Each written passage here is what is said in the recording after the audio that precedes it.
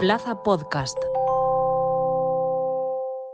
Esta semana es complicado retomar o hacer el programa después de haber visto a Meg Ryan en persona, ¿no, Clara? A ver, es verdad, ¿eh? O sea, y encima, bueno, long story short, me equivoqué de entradas a cogerlas y entonces compré las de última fila pensando que eran de primera fila y también para hacer un homenaje a nuestro programa, y enseguida que me di cuenta compré otra vez las de primera fila, con lo cual tenía como 8 entradas para ver a Meg Ryan. Finalmente pude vender esas de última fila y las de la primera fila en las que me senté, justamente tuve la suerte de que Meg Ryan pasó por ese pasillo, literal, o sea, 1 centímetro. Y es que su voz es igual que en las películas y me dio mucha impresión. Y Así ya, suele ser, sí. ya, pero jolín, yo que sé, hace 20 o más años de las pelis. Y me dio mucha impresión porque el tono y cómo gesticula y así lo divertida era igual. Pues toca volver a la realidad, toca volver al trabajo de ver películas y criticarlas. Esta semana, ¿qué traes? Pues esta semana te he hecho caso y recogiendo el testigo que me has dejado caer aquí de crítica cinematográfica, pues voy a hablar, no tan bien como solemos hablar, de una película que se llama Mamífera, que está bastante bien, pero voy a hacer un ejercicio de intentar explicar las cosas dentro de Mamífera que no me ha gustado y no ser una people pleaser ni una film pleaser. Muy bien.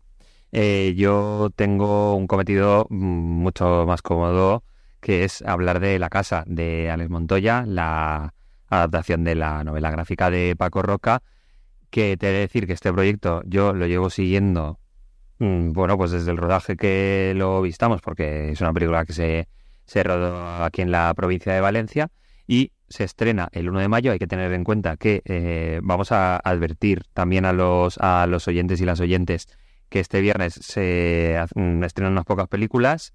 El miércoles 1 se estrenan un montón de películas. Claro, porque es festivo. O sea. Exactamente. Y el viernes 3 no se estrena. Pero no os preocupéis porque Última Fila va a estar aquí militando en favor del cine siempre. Así que nada, hablaremos con Alex Montoya sobre La casa y yo creo que tenemos un programa muy completito de cine español.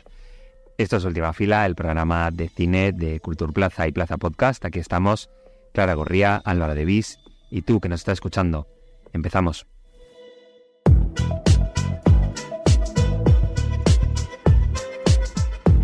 Última Fila.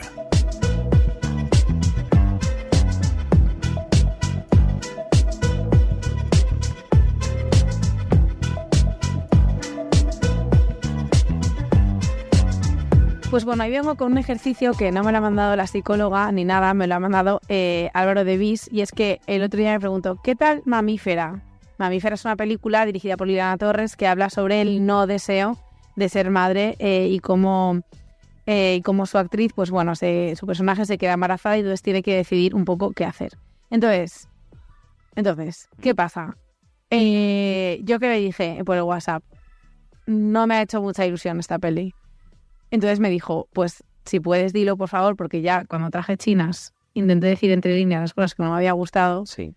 Pero porque soy muy polite, y es verdad que tú y yo tenemos aquí una máxima desde el principio que es, si una peli la detestamos, pues para qué vamos a hablar de ella, o sea, ya hay suficiente hate, pero pues bueno, pues eso, voy a traer Mamífera hoy y os voy a contar las cositas que me han gustado menos, ¿vale? ¿Qué pasa en esta peli? Pues efectivamente empieza con un Enric Auquer apasionado en la ducha, una pareja monísima de catalanes, bastante, pues bueno, bastante realista, yo creo, pues una casita con su poto, con el perro, ella es vegana, él es un personaje que eso sí me ha gustado mucho, que es la primera vez que ven en el cine un catalán con padres ricos y que vive de las rentas, o sea, que trabaja en una ONG pero que tiene padres que le pueden pagar el piso y tal, que es una realidad que está entre todos nosotros, pero que nunca se ha mostrado en el cine. Y más está en la realidad de los catalanes. Totalmente, está bastante en la realidad de los catalanes y de muchos catalanes y catalanas que son directores y directoras de cine también. O sea que bueno, ese personaje me ha gustado mucho y en general la relación que tienen ellos os mola mucho. Y ella, pues en las 3 primeras escenas, va a casa de unas amigas, entonces hay como esta diferencia entre pues las cosas que le apetece hablar a ella y las cosas que hablan las amigas que tienen hijos, ¿vale? Entonces, ahí ya vemos que ella, pues efectivamente no tiene un deseo de tener hijos, es profe de la universidad, que también te digo, en la peli que pasa 3 días, trabaja 15 minutos, que eso, o sea, a mí eso me parece bien a nivel vital, pero bueno, es una cosa que me pareció bastante... Porque ella es experta en collage, entonces se dedica a ir con su carrito de la compra a comprar revistas y entonces hace collage. esos collages, aparte de estar en la vida real de ella, son como ensoñaciones que tiene, que algunas son más graciosas y otras a mi gusto menos, porque la parte que más me saca de esta peli es cuando ella está reflexionando sobre efectivamente ese no deseo de ser madre, que es un poco como evidente. Lo que ella hace es que va a hablar con 3 personajes de la película, que son pues una amiga que está muy ilusionada con tener hijos, que de hecho tiene ya como la habitación del bebé que no existe toda preparada, no sé qué, como con mucha ilusión, se ha hecho 1000 tratamientos de fertilidad y tal, y no se puede quedar embarazada. Entonces, no se queda embarazada en su último intento, y hay una escena como muy dramática en la que están estos 2 personajes, una que no se puede quedar embarazada y la otra que está embarazada sin decirlo a su amiga, pero que no sabe si quiere tenerlo.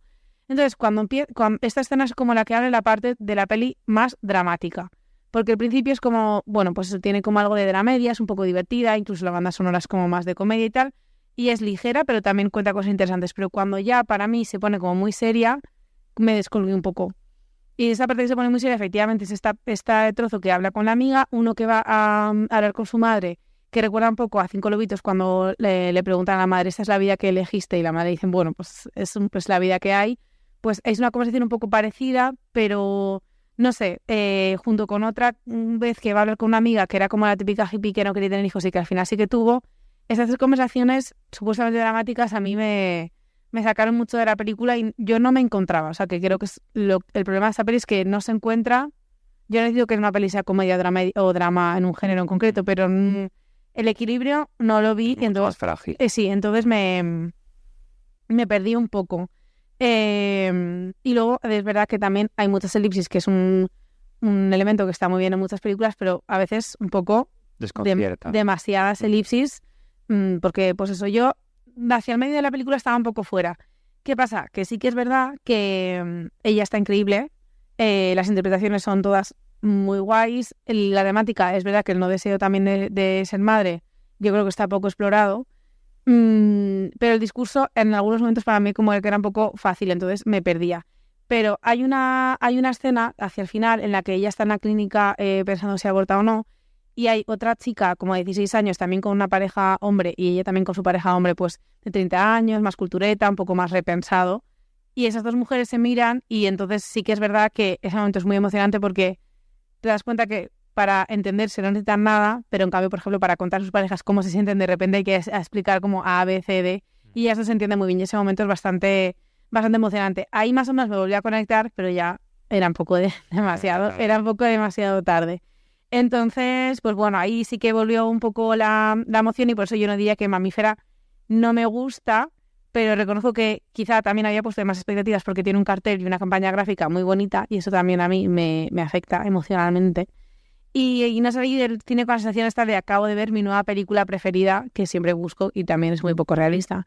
Entonces, bueno, lo más importante es que espero que nadie se enfade conmigo por decir cosas que no me gustan de una película y que sigamos siendo todas amigas. Muy bien. Y que Mamífera yo creo que puede gustar a mucha gente, pero una de esas personas no soy yo.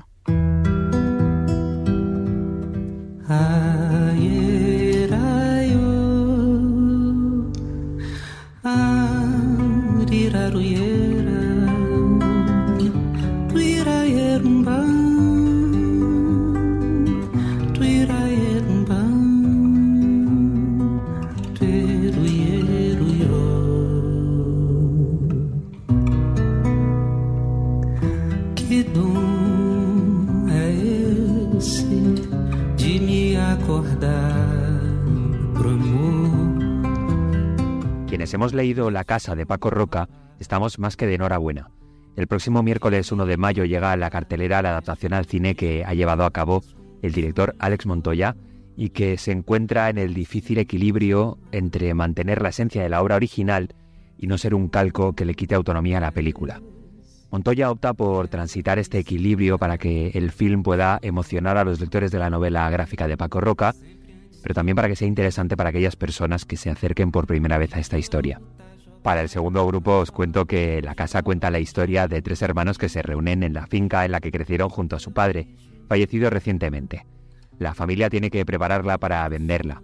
A lo largo de un fin de semana, cada rincón de la casa evocará los recuerdos de cada uno y desvelará de qué manera la relación con su padre sigue pesando a pesar de su ausencia. La película se estrenó en el Festival de Málaga, donde recogió 6 premios, también en el Barcelona Film Fest, y este jueves, en su presentación en Valencia, estuvimos hablando un rato con su co-guionista y director, Àlex Montoya.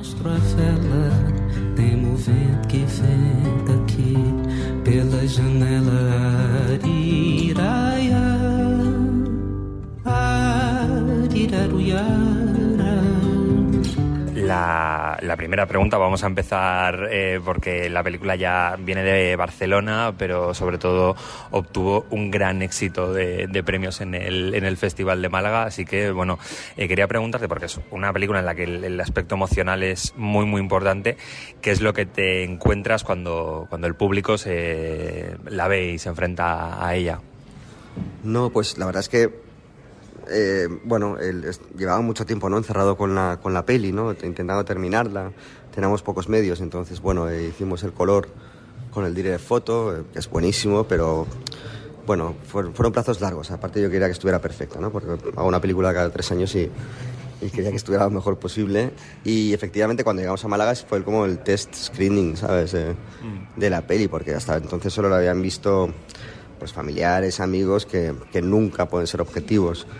Y claro, después del pase de prensa, cuando tenemos la rueda de prensa y nos aplauden al salir, y ya sé que ha gustado, y luego la rueda de prensa fue espectacular, ¿no? Entonces, a partir de ahí ganamos público, ganamos crítica feroz, ganamos jurado joven, ¿sabes? No podríamos esperar más, ¿no? Estábamos felices y la peli funciona. Hay gente que le gusta más y hay gente que le gusta menos, como todas las pelis, pero vamos, yo creo que nos ha salido buena esta.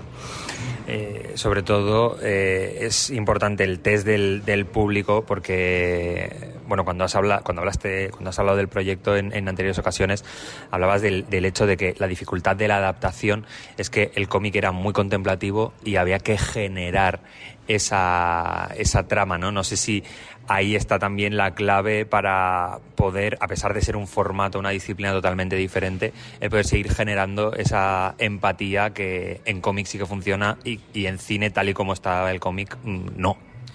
Sí, o sea, ya te comenté, hicimos una entrevista durante el rodaje, hace ya 1 año y medio, y te comenté un poco que quizá que había otra película en la casa, ¿no? Quizá una mucho más contemplativa, más tipo cine asiático, con planos más estáticos, dejar más tiempos muertos, pero efectivamente, posiblemente por inseguridad, me enfrento al cómic, y a pesar de que me funciona muy bien el cómic, no me atrevo realmente a plasmarlo con ese tempo que tiene el cómic, ¿no? Entonces sí que busco, siempre sin exagerar y dentro de las pautas que da el cómic, pues lanzar unos cables de tensión, ¿no? Por ejemplo, si Vicente se ha leído el libro o no.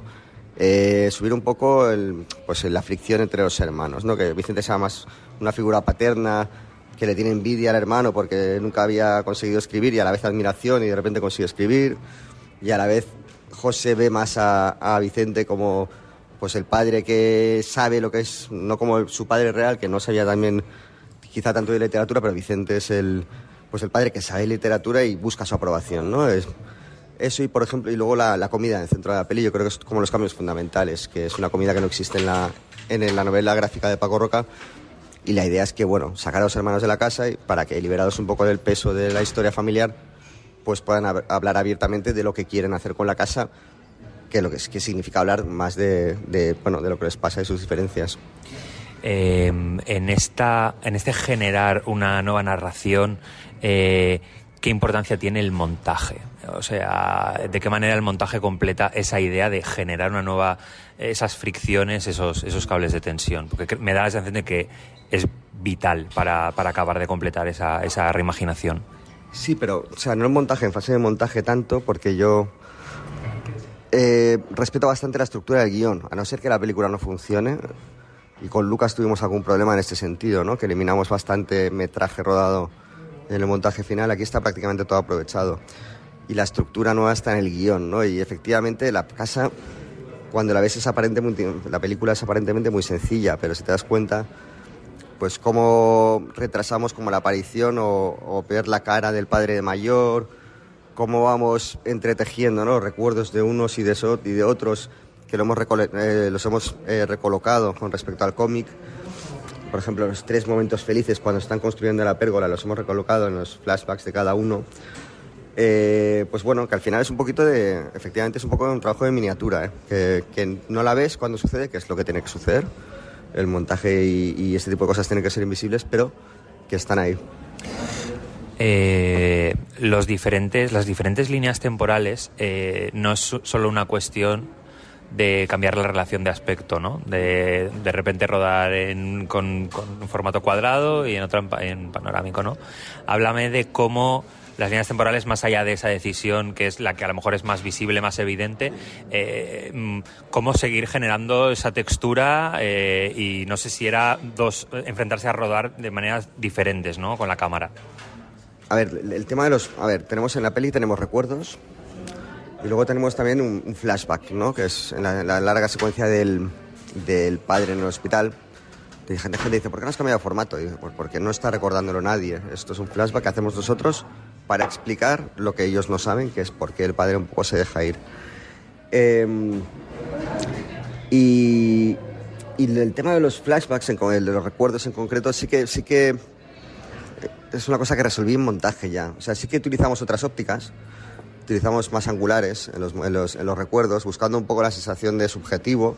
Y hay algún subjetivo, pero la mayoría son planos que no lo son, pero porque no tenía muy claro cómo lo iba a hacer. O sea, había visto varias pelis más recientes, ahora mismo no recuerdo, ¿cómo se llama? El director asiático que tiene una peli de un androide que se estropea y le sacan el banco de memoria y de repente ven como Pero claro, el androide graba los recuerdos como si fuera una cámara, ¿no? Es totalmente vívido, pero está muy bien integrado. Pero ¿qué pasa? Esto no funciona en esta peli, porque realmente al final hice un ejercicio analítico, ¿no? ¿Cómo recordamos las cosas? Y lo que me di cuenta, por lo menos yo no recuerdo escenas enteras. Recuerdo como fragmentos y siempre, muchas veces porque están apoyados con fotos de ese momento o un vídeo de ese momento, o te han contado tantas veces la historia que tú te has hecho una imagen sobre eso.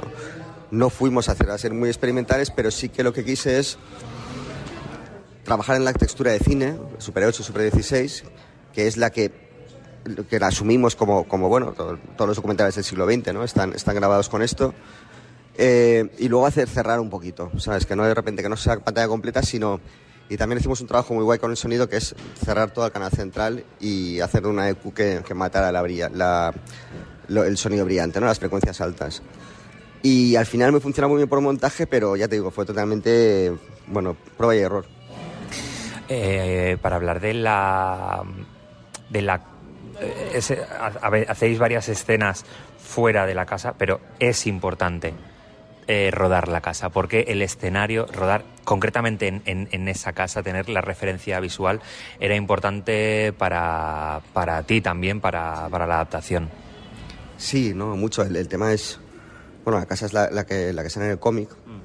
La que sale en el cómic tiene otra distribución, no tiene jardín, ¿no? Está cortada por los lados, tiene como 2 muros de contención a los lados. Pero bueno, Paco compra la casa y su primera idea de hacer la peli me dice, bueno, ¿por qué no vais a una cosa un poquito más inspiracional? La casa un poquito más bonita. Pero digo, no es necesario. Aquí tenemos una casa que la construcción, aparte de que la estética es la del cómic, la construcción es de baja calidad, pero está hecha con cariño. Y luego tenemos un jardín estupendo, ¿no? Que podemos rodar en él. Y la parte de la piscina y de la huerta que no existían las montamos, ¿no? Y la fachada de la pérgola también, porque estaba ya reformada.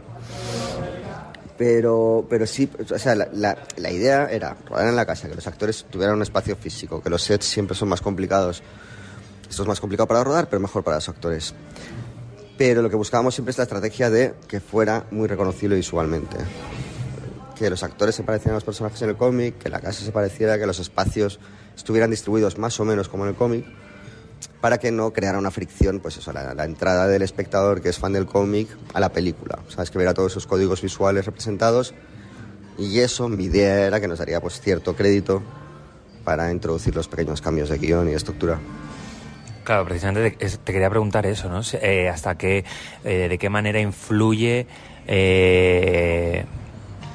o determina en cuestiones de producción las referencias visuales, o sea, el querer parecerse visualmente a otra obra, ¿no? Porque cuando se hacen adaptaciones de novelas que no son gráficas, es muy fácil que el director, desde la subjetividad de todas las imágenes que se puedan generar, poder adaptar y poner su propio estilo, ¿no?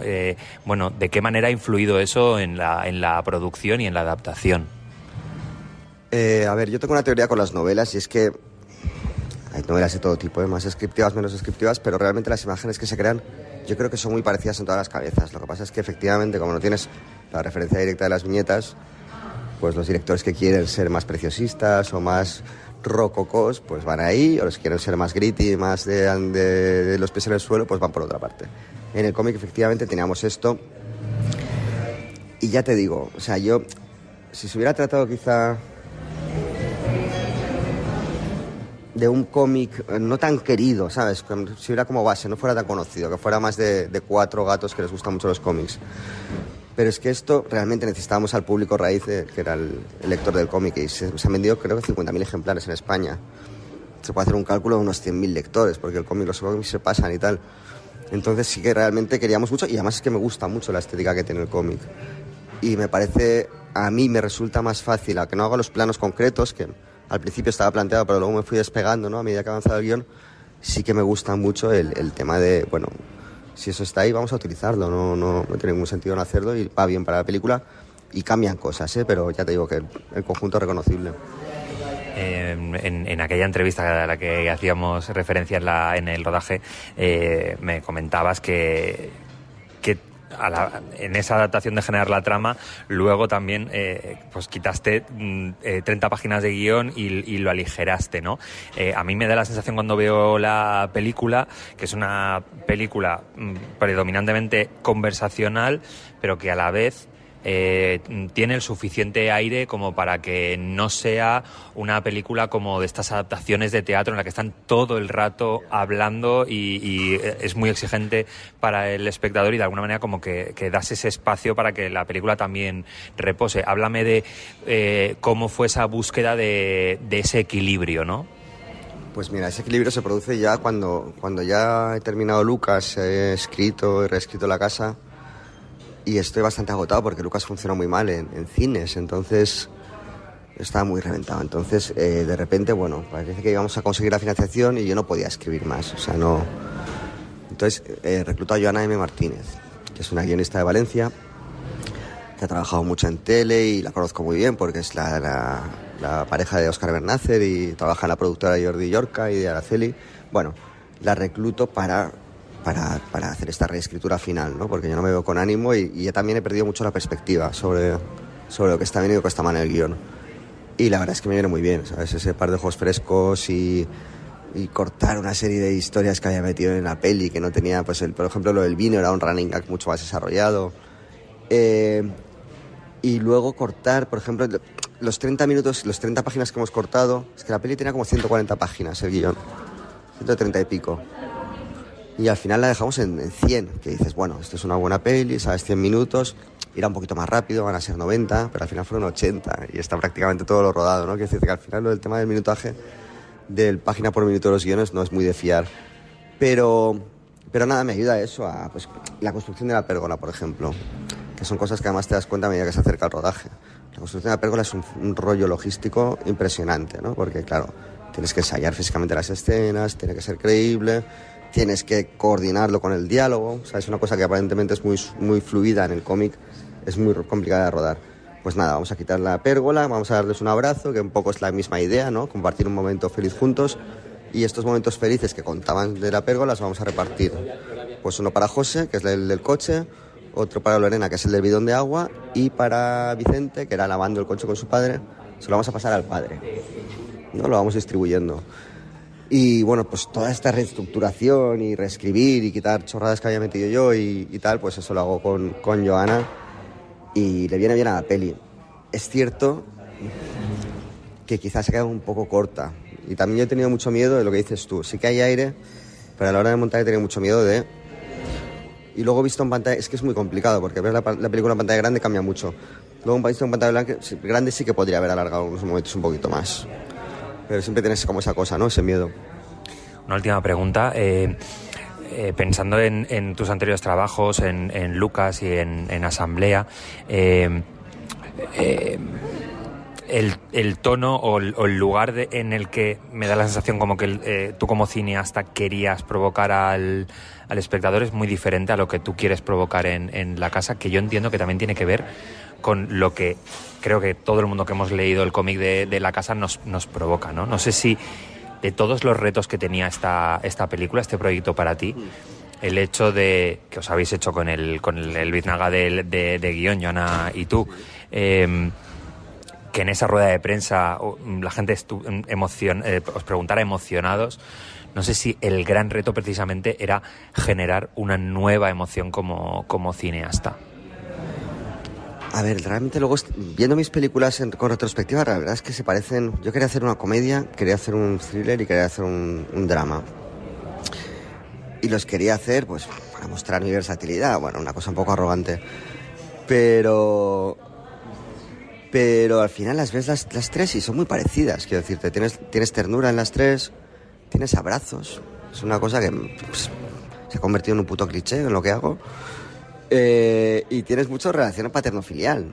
O sea, Entonces, sí, efectivamente. Lo que pasa con La Casa es que yo me enfrento a un trabajo de una manera diferente, porque al primero que quiero... O sea, es casi un encargo en el sentido de que al primero que quiero tener contento es a Paco, porque la admiro mucho como autor. Y entonces yo estaba preocupado. La peli no la vi Paco hasta 2 días antes de lo de Málaga, porque no quería enseñarle una cosa que no estuviera bien de sonido y de imagen y tal. Y además entiendo que Paco es un poco el Sosías, el avatar del lector de cómic, ¿no? Si Paco dice que está bien, es que le va a gustar a la gente que... Entonces estaba muy preocupado por esto, más que por que he metido cosas en mi familia y tal, pero más que por algo, una obsesión mía y tal, yo estaba preocupado porque este señor fuera feliz. Y en ese sentido me ha permitido una distancia que a la vez me ha impedido, pues lo que hablábamos con Joana, de meter... ¿sabes? Basurilla mía ahí, porque me hace gracia a mí, pero realmente igual no tiene mucho sentido.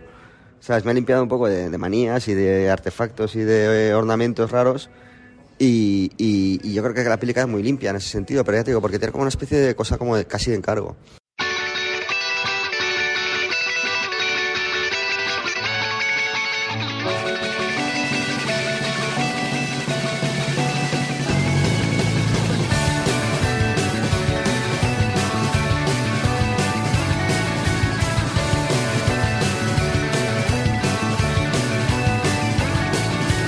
Bueno, Clara, es finales de abril y el otro día me dio por pensar en Cerrar los ojos, de Víctor Erice.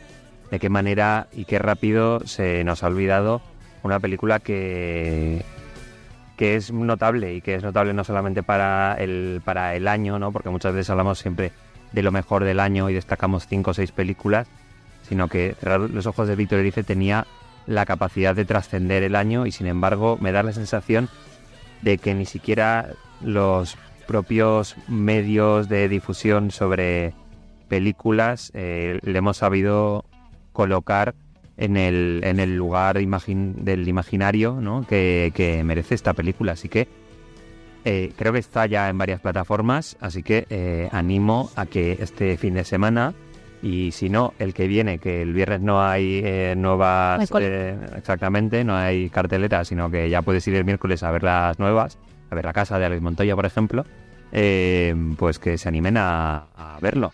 Si es que estamos turbo todo, y como este año o estos 2 años han habido pelis tan buenas, vamos como saltando de una a otra, pero aquí ni consumimos cuerpos ni consumimos películas, así que me parece muy bien esta reivindicación, y aparte porque Víctor dice, pues está en nuestro gen totalmente. A ti te veo, pues nada, hasta el 10 de mayo, que es la próxima cartelera.